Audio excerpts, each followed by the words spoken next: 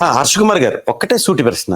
మీరు కాంగ్రెస్ పార్టీ అధికారంలోకి వస్తే అనే మాట అన్నారు కాబట్టి 2014 విభజన తర్వాత, బైఫర్కేషన్ తర్వాత, సరే కాంగ్రెస్ పార్టీ నిర్ణయం తీసుకుంది, ఆంధ్రప్రదేశ్కి అన్యాయం చేసింది కాంగ్రెసే కాబట్టి కాంగ్రెస్ని 2 పర్యాయాలు ఓడించారనుకుందాం, ఒక పర్యాయం అనుకుందాం.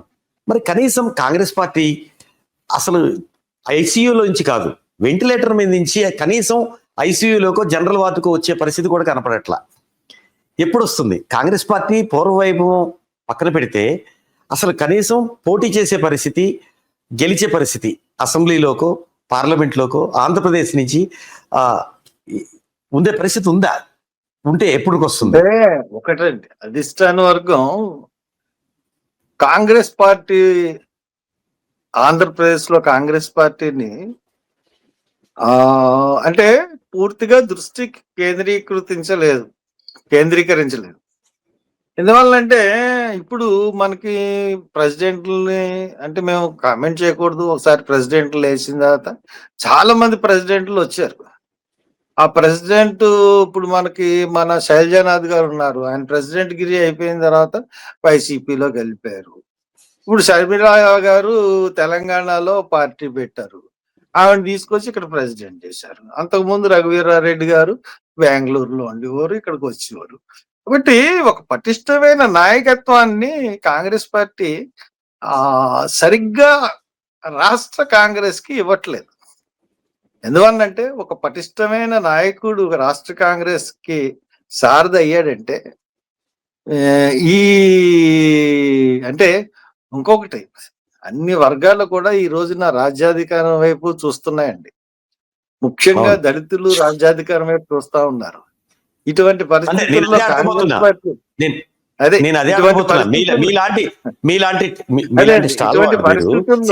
ఎందుకంటే అంటే ఈ తర్వాత ఇప్పుడు పెద్ద ప్రాబ్లము ఎస్సీలు ఎదుర్కొంటున్నది వర్గీకరణ.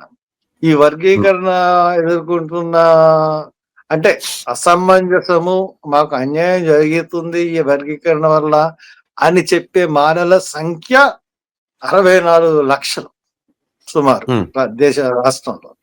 వీళ్ళే అతిపెద్ద సముదాయం, అతిపెద్ద సమాజం. కాబట్టి వీళ్ళలోంచి ఒక నాయకుడిని కాంగ్రెస్ అధిష్టాన వర్గం కానీ ఒక సమర్థుడు అయిన ఒక ప్రతిపక్ష అంటే అధికార పక్షాన్ని ప్రతిపక్షాన్ని కూడా గట్టిగా ఎదుర్కోగల నాయకుడిని వాళ్ళు కానీ తీసుకుని ఈ సారథి కింద, రథసారథి కింద పెట్టారంటే కాంగ్రెస్ కి కొంచెం మార్పు అనేది వస్తుంది డెఫినెట్ గా. మీరు ఒక నాయకుడిని అని అక్కడ ఒక నాయకుడిని అని కోడ్ చేస్తున్నారు. నేను అంటున్నాను, హర్ష కుమార్ లాంటి వ్యక్తికి పగ్గాలు ఇస్తే, అంటే లాంగ్ రన్ నుంచి కాంగ్రెస్ పార్టీకి అంటిపెట్టుకుని క్రమశిక్షణ గల కార్యకర్తగా, నాయకుడిగా, పార్లమెంట్ సభ్యుడిగా అంటిపెట్టుకుని ఉన్నారు. మీలాంటి వ్యక్తికి కాంగ్రెస్ పార్టీ ఎందుకు చూజ్ చేసుకోవట్లేదు అంటే ఏం చెప్తారు మీరు? అంటే ఒకటి చెప్తానండి, నేను కాంగ్రెస్ పార్టీ ఈ యొక్క రాష్ట్రాన్ని విభజించినప్పుడు కాంగ్రెస్ పార్టీ ప్రభుత్వం మీద నేను ఒక బిల్లు అంటే కాంగ్రెస్ పార్టీ ప్రభుత్వాన్ని దించేయాలని అడ్జార్న్మెంట్ బిల్లు నేను పెట్టాను. అది సాధారణంగా ప్రతిపక్షాలు పెడతారు అటువంటి అడ్జార్న్మెంట్ బిల్, అడ్జార్న్మెంట్ మోషన్. అటువంటిది అధికార పార్టీ అయ్యుండి నేను కానీ, అరుణ్ కుమార్ కానీ, అలాగే రాజగోపాల్ మేమందరం కొంత ఒక గట్టిగా తిరగబడ్డాం కాంగ్రెస్ పార్టీ మీద. ఈ తిరగబడ్డం వల్ల ఏం జరిగిందంటే మాకు కాంగ్రెస్ పార్టీ నుంచి చాలా మమ్మల్ని బహిష్కరించారు. 6 సంవత్సరాలు బహిష్కరించారు. 6 సంవత్సరాలు బహిష్కరణ తర్వాత మళ్ళీ కాంగ్రెస్ పార్టీ చెంత చేరాం అనుకోండి. నేను ఒక్కడనే చేరాను. తక్కినోళ్ళు అలాగా ఎవరికారులు చాలా మంది పాలిటిక్స్ మానేసి కూర్చున్నారు. ఇప్పుడు ఈ బహిష్కరణకి గురైన నాయకుడు నేను. నన్ను ఇతను కాంగ్రెస్ పార్టీని అధిష్టానాన్ని వ్యతిరేకించాడు కాబట్టి ఇతను తీసుకుంటే రేపు పొద్దున్న ఏంటి పరిస్థితి అన్న పరిస్థితి గురించి ఆలోచిస్తున్నారేమో నా గురించి అన్న అనుమానం కూడా నాకు ఉందండి. లేకపోతే ఆ అనుమానం లేకపోతే కాంగ్రెస్ పార్టీ ఈ పార్టీకి నా యొక్క శక్తి సామర్థ్యాలు తెలుసు. ఎందుకంటే కాంగ్రెస్ పార్టీ రాజశేఖర రెడ్డి గారు అధికారంలో ఉన్నప్పుడే రాజశేఖర రెడ్డి గారు, కేవీపీ రామచంద్రరావు గారు ఇద్దరికి వ్యతిరేకంగా రాజమండ్రిలో అవును. ఒక బహిరంగ సభ పెట్టి ఒక 8 లక్షల జనంతో సక్సెస్ చేసి అవును. ఆ రోజే కాంగ్రెస్ పార్టీ గెలుపు కృషి చేశారు వర్గీకరణ అవును. విషయం. కాబట్టి నా అవును. శక్తి సామర్థ్యాలు తెలుసు.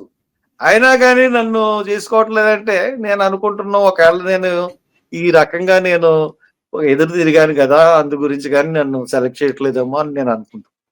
మీరు చెప్పిన విధంగా ఆలోచిస్తే వైఎస్ రాజశేఖర రెడ్డి కూడా స్వపక్షంలో విపక్షంలో పేరుంది ఆయనకి. ఆయన కూడా ఒకానొక అంటే సందర్భంలో ఎప్పుడు అధిష్టానానికి అధిష్టానం వైపు మీద ఎదురు తిరగలేదండి రాజశేఖర రెడ్డి గారు. షర్మిలగా ఏపీసీసీ అధ్యక్షురాలుగా ఉన్నారు. మరి ఆమె నేతృత్వంలో యాక్టివిటీ కాంగ్రెస్ పార్టీ ఒక మంచి వేలో పయనిస్తుందా అంటే? ఏదో మిస్ అవుతున్నారు ఆవిడ. ఉమ్, అంటే పార్టీని కలిపి ఉంచడంలో ఆవిడి ఆవిడ అది సాధించలేకపోతా ఉన్నారు. ఉమ్, ఆవిడే అందరితోనూ గొడవలు పెట్టుకుంటూ ఉన్నారు. ఉమ్, ఆవిడతోనే ఎవరికి పడని పరిస్థితులు ఆవిడే కొని తెచ్చుకుంటున్నారు. ఉమ్, కాబట్టి ఈ పరిస్థితుల్లో ఆవిడ ఎంతవరకు సక్సెస్ అవుతదంటే మనం ఏం చెప్పలేం. ఆవిడ ప్రతి ఒక్కళ్ళతోనూ కూడా ఆవిడ పర్సనల్‌గా గొడవలు పెట్టుకుంటున్నారు. ఉమ్. కాబట్టి ఇది మంచి పరిణామం కాదు కాంగ్రెస్ పార్టీలో. అంటే కాంగ్రెస్ పార్టీలో అంతర్గత ప్రజాస్వామ్యం ఉంటుంది. అందరూ కూడా సీనియర్ నాయకులు ఎక్కువ ఉంటారు. ఆ, అందరికీ అధిష్టానం దగ్గర పట్టు ఉంటుంది. అలాంటి కాంగ్రెస్ పార్టీలో అంటే పరిపాలనా అనుభవం కానీ రాజకీయంగా పెద్ద అనుభవం లేని షర్మిలకి ఇవ్వటం వెనక ఏ కారణంతో ఇచ్చి ఉండొచ్చు అధిష్టానం? కేవలం జగన్మోహన్ రెడ్డి ని వ్యతిరేకిస్తున్నారు ఆమె చెల్లెలు కాబట్టేనా? ఇంకే కారణం లేదా? రాజశేఖర రెడ్డి కూతురు కదా! ఆవిడ ఉమ్, వరకు ఆవిడ వైపు ఏమన్నా ప్రజలు వస్తారన్న ఒక భావన అయ్యుండొచ్చు. కానీ ఉమ్, అక్కడ అది ఫస్టే చేసి ఉండుంటే మన ఉమ్, షర్మిలారెడ్డి గారు ఆవిడ తెలంగాణలో పార్టీ పెట్టకుండా నేను ఉమ్, తెలంగాణ ఆడపడుచుని, తెలంగాణలోనే పుట్టాను. నా భర్త తెలంగాణది, నా పిల్లలు తెలంగాణలో పుట్టారు. నేనిక్కడే ఉమ్, ఉంటాను అన్న ప్రకటనలు ఆవిడ పార్టీ పెట్టినప్పుడు గాని, ఆవిడ పార్టీ ద్వారా పాదయాత్ర చేసినప్పుడు గాని ఎక్కువగా ఉపయోగించారు.